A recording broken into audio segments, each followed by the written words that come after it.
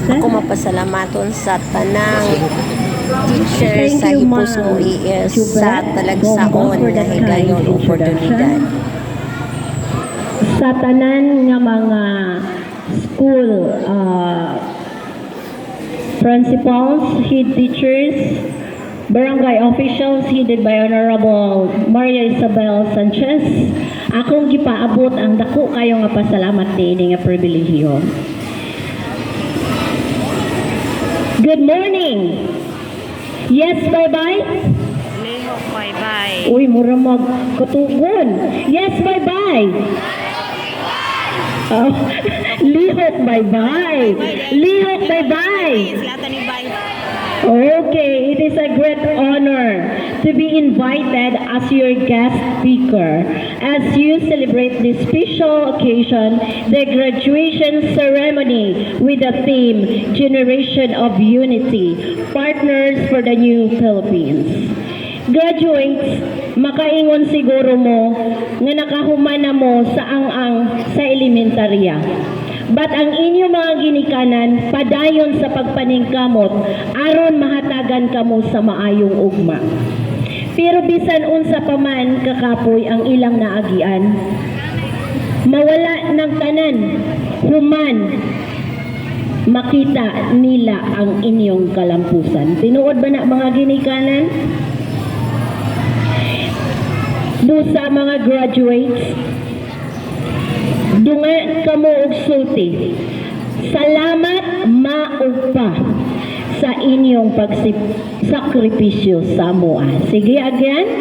Ato ba nga ang inyong mga parents ingnaa maan pa salamat sa inyong pagsakripisyo sa amoa. Ready?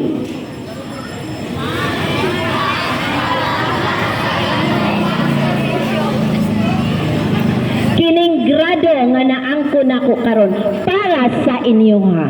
Ready?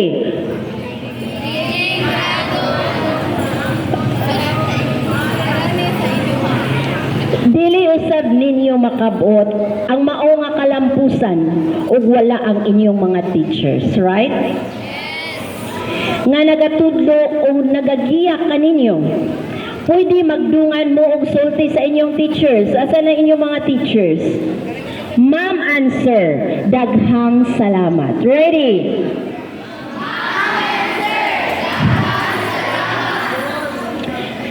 Matud nila, the best story to tell is your own experiences. Sakto ba ko? Dili man motivation. When I was in grade 3, under the advisory of Ma'am Valenzuela, nakahinomdom ko nga gusto ko makabaton og payo nga kanang naisilbato. Nga sa among panahon, sikat kayo ni Konsihal Marvic. Akong Lola Felisa, sige palitan ta ka kung maunor ka. Tuod man, naningkamot ko mga kabataan. Nga maangkon ang promise sa akong lola, nga palitan ko niya og payo nga naay silbato. Third man, nakabuot ko ni student ko, then na ako'y payong, no? Sa gamay nga payong nagsugod ang akong dakong pangandoy.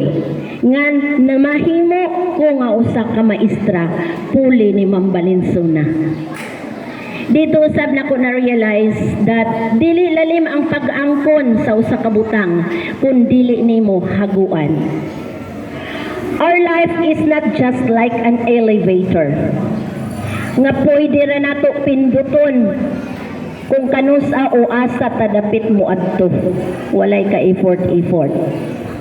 Ang atong life adunay hagdanan nga pwede o ato nang sakan aron makabuot nato ang atong mga pangandoy.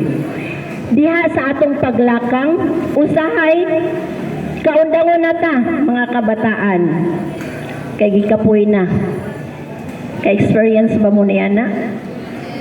Tungod sa kadaghan nga obstacles, pagsulay, homeworks, quizzes, projects, exams, no? Nga atong hunahon murag wala naman ni undang, oy.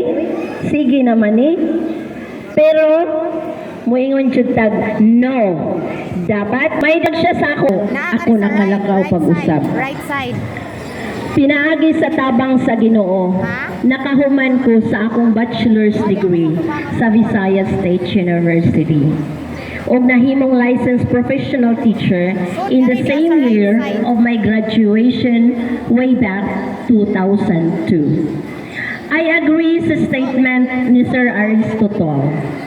The roots of education are bitter, but the fruit is sweet. This emphasizes the challenging but rewarding nature of learning. Mipadayon ko sa akong pag-eskwela in Cebu City for my master's degree o uban sa tabang sa Ginoo nahuman ako ang Master of Science in Social Work o nahimo ko nga registered social worker last 2023. Like Henry Ford, I do believe that anyone who stops learning is old. And anyone who keeps learning stays young. Graduates, you are about to start the new chapter of your journey. Let me remind you sa mga butang nga inyong dapat mahinumduman aron sa pagkabot sa inyong mga pangandoy.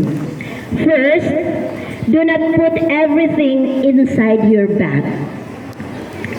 Kay syempre, mabugatan din mo.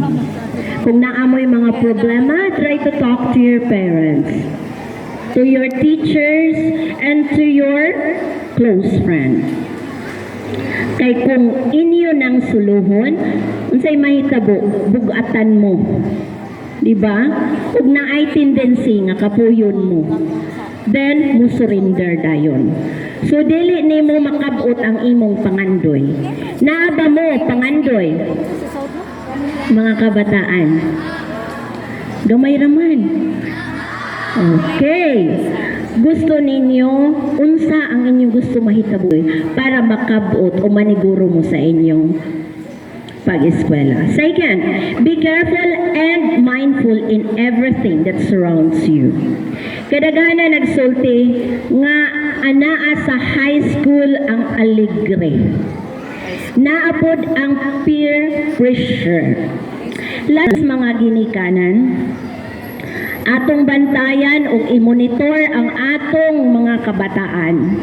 Then mga kabataan, please, pilia o suhitua ang inyo onyang amiguhon o amigahon para malayo mo sa kadautan. The third one, always respect your parents.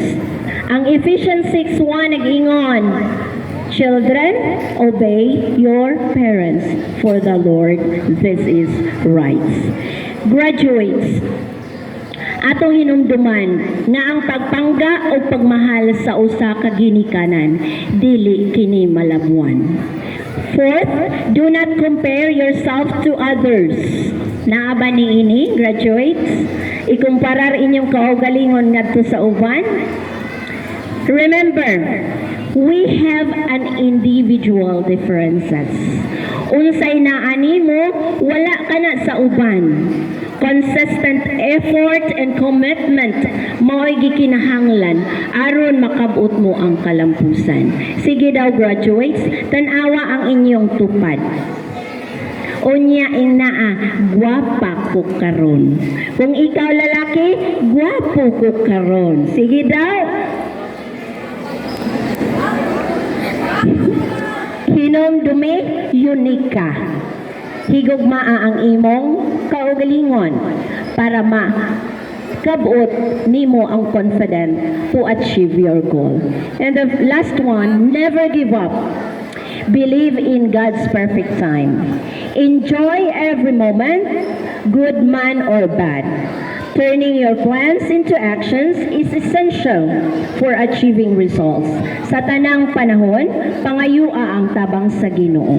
According to Eleanor Roosevelt, the future belongs to those who believe in the beauty of dreams.